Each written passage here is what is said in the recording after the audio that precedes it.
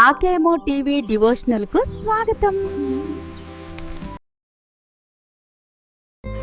ఒక చిన్న ఊరి చివరన రత్నమ్మ అనే వృద్ధురాలు రాగి సంగటి అమ్ముతూ జీవిస్తూ ఉంటుంది.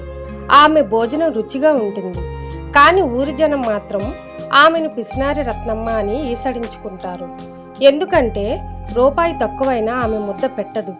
అసలు రత్నమ్మ ఎందుకు అంత కఠినంగా ఉంటుంది? ఆమె పిసినారితనం వెనుక ఉన్న కన్నీటి గాథ ఏంటి తెలుసుకుందాం. ఒకరోజు అందరూ తింటారు. అందులో ఒకడు భోజనం చేసి 19 రూపాయలు ఇస్తాడు. అవ్వ, ఇదిగో నా దగ్గర 19 రూపాయలు మాత్రమే ఉన్నాయి, 1 రూపాయి తక్కువైంది, రేపు ఇస్తాను అని అంటాడు. అప్పుడు రత్నమ్మ, కుదరదు నాయనా, 20 రూపాయలు ఇస్తేనే ఇక్కడి నుంచి కదులు, రూపాయి తక్కువైనా నాకు నష్టమే, ఎక్కడికైనా వెళ్ళి తెచ్చి ఇవ్వు అని కఠినంగా చెప్తుంది. అప్పుడు అతను విసుగ్గా పక్కన ఉన్న రంగయ్యతో అంటాడు, చూసావా రంగయ్య శెట్టి, ఈ ముసల్దానికి ప్రాణం అంతా పైసల మీదే ఉంది. ఊర్లో వాడినని కూడా నన్నే నమ్మడం లేదు. 1 రూపాయి కోసం ఎంతలా ఆడిస్తుందో, అందుకే ఊరంతా దీన్ని పిసినారి రత్నమ్మ అంటారు అని అంటాడు. అప్పుడు రంగయ్య కూడా అంటాడు, అవును రాము, దీని దగ్గర పైసలు లెక్క తప్పవు. ఎంత సంపాదిస్తే ఏం లాభం, ఒక మంచి చీర కొనుక్కోదు, అన్ని చిరిగిన బట్టలే అని విసుగ్గా అందరూ అంటారు.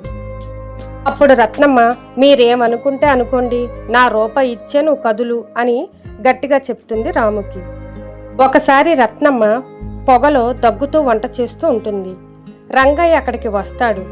రంగయ్య అంటాడు, ఏమ్మా రత్నమ్మ, రోజుకి 100 వస్తున్నాయి కదా, ఒక 10 రూపాయలు ఖర్చు పెట్టి ఆ పొయ్యికి గొట్టం కొనుక్కోవచ్చు కదా, ఆ పొగలో ఊపిరాడక చచ్చేలా ఉన్నావు, పైసలు ఏం చేసుకుంటావే, మూటగట్టి పైకి తీసుకెళ్తావా అని రంగయ్య అంటాడు. అప్పుడు రత్నమ్మ కళ్ళు తుడుచుకుంటూ, నా ప్రాణం నా ఇష్టం రంగయ్య, పైసలు ఊరికే రావు, జాగ్రత్తగా దాచుకోవాలి, అనవసరంగా ఖర్చు చేయను అని అంటది. రంగయ్య తనలో తాను, చూడు, తన ప్రాణం కంటే పైసలే ఎక్కువ, దీనికి చాలా ఆశ ఎక్కువే అని రంగయ్య మనసులో అనుకుంటూ వెళ్ళిపోతాడు. ఆ రోజు సాయంత్రం రంగయ్య కొట్టు దగ్గర కూర్చుని ఉంటాడు. అనాథాశ్రమం బాబు చింటూ పరుగున వస్తాడు. చింటూ అంటాడు, శెట్టిగారు, మా రత్నమ్మవ్వ ఎక్కడుంది అని అడుగుతాడు. అప్పుడు రంగయ్య వెట్టకారంగా, ఆ ముసల్ది డబ్బులు లెక్క పెట్టుకోవడానికి లోపలికి వెళ్ళిందిలే, ఎందుకురా అంత పరుగున వచ్చావు అని అడుగుతాడు. చింటూ సంతోషంగా, శెట్టిగారు, మా ఆశ్రమంలో రాజుకి ఆపరేషన్ అయింది, డాక్టర్ గారు చెప్పారు, రత్నమ్మవ్వ సకాలంలో 5,000 రూపాయలు పంపిందట, రాజుకు బాగానే ఉందని చెప్పమన్నారు.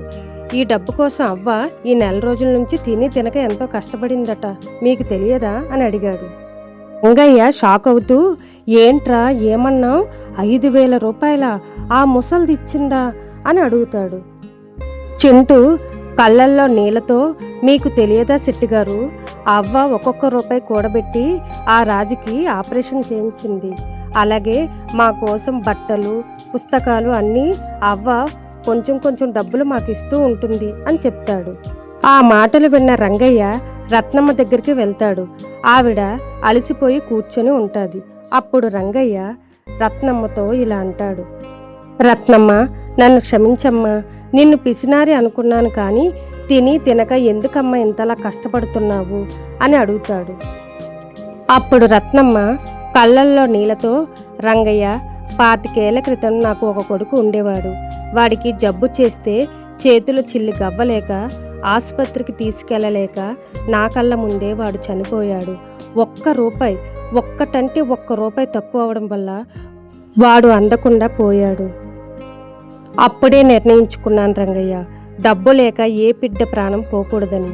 నా కొడుకు నాకు లేడు, కానీ ఆ అనాథాశ్రమంలో ఉన్న ప్రతి బిడ్డలో నా కొడుకునే చూసుకుంటున్నాను.